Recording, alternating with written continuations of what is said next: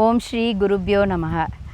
நம்ம இப்போ இருக்கிறது மைசூர்லேருந்து ஒரு 40 கிலோமீட்டருக்குள்ளே இருக்கிற நஞ்சுண்டேஸ்வரர் கோவிலுக்கு வந்தோம். நஞ்சுண்டேஸ்வரர் கோவிலேருந்து ஒரு 1/2 கிலோமீட்டரில் பரசுராமர் கோவில் ஒன்று இருக்குது. அந்த பரசுராமர் கோவிலில் பரசுராமரை தரிசனம் பண்ண வந்தோம்.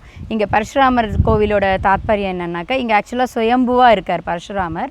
அது கொஞ்சம் பின்னப்பட்டு இருக்கிறதுனால அவங்க அப்புறமா மூர்த்தியை திருப்பியும் அவங்க புனருத்தாரணம் பண்ணியிருக்காங்க. இங்கே என்ன விசேஷம் அப்படின்னாக்கா, நஞ்சுண்டேஸ்வரர் இங்கே பரசுராமருக்கு சாப விமோச்சனம் கொடுத்ததா ஐதீகம். பரசுராமர் தன்னோட தாயாரோட தலையை கொய்தி அதனால் வந்த பாபங்களை கரைக்கிறதுக்காக சிவனை தேடி வரார். நஞ்சங்கூடுக்கு வந்துட்டு நஞ்சங்கூடில் நஞ்சுண்டேஸ்வரரை தேடுறார். இங்கே ஒரே கிராமமாக இருக்குது, எங்கேயும் சிவனை காணலை, லிங்கஸ்வரூபமாகவும் தெரியல. அவர் எல்லா இடத்தையும் க்ளீன் பண்ணி பார்க்கறது, ஒரு இடத்துல அவர் க்ளீன் பண்ணிகிட்டே வரும்போது கோடாலியால் கிளியர் பண்ணின்னு வரும்போது ஒரு இடத்துல ரத்தம் வருது. ரத்தம் அடடா என்னடா ரத்தம் வருதுன்னு சொல்லிட்டு பார்க்குறார். பார்த்தா சிவலிங்கம் அடியிலேருந்து. இப்போ இது எடுத்த உடனே அதனால் அவருக்கு என்ன தோணி போய்டுறது, அம்மாவுக்கு நம்ம பண்ணின பாவம் இல்லாமல் இந்த பாபத்தை வேற நம்ம சேர்த்துட்டோமேன்னு தவம் பண்ணுறார் சிவனை நோக்கி. அப்போது சிவன் பிரஷ்னமாகி சொல்கிறார், நீ ஒன்றும் கவலைப்பட வேண்டாம், உனக்கு இங்கே சாப விமோச்சனம் இருக்குது, நீ என்னை எடுத்திருக்க இந்த இடத்துலேருந்து எடுத்து நான் எங்கேயே என்னை பிரதிஷ்டை பண்ணிவிடு அப்படின்னு சொல்லிட்டு இங்கே நஞ்சுண்டேஸ்வரராக ஸ்ரீகண்டேஸ்வரராக இங்கே அவர் இங்கே பிரதிபலிக்கிறார். சிவன் கோவிலேருந்து ஒரு 1/2 கிலோமீட்டரில் இந்த பரசுராமர் இருக்கார். இந்த இடத்துல சிவன் அவருக்கு பாப விமோச்சனம் கொடுத்த இடம்.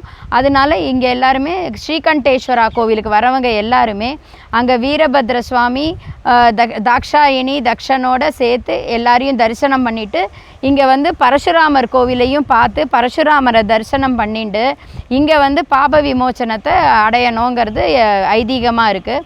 இங்கே பரசுராமர் கோவிலில் என்ன அவங்க பாப விமோச்சனத்துக்கு வச்சுருக்காங்கன்னா, வெல்லமும் உப்பும் வச்சு கரைக்கிறாங்க. அதாவது 5 ஜென்மத்துக்கு பாபத்தை இங்கே அவங்க கரைக்கிறதா ஐதீகமாக இருக்குது.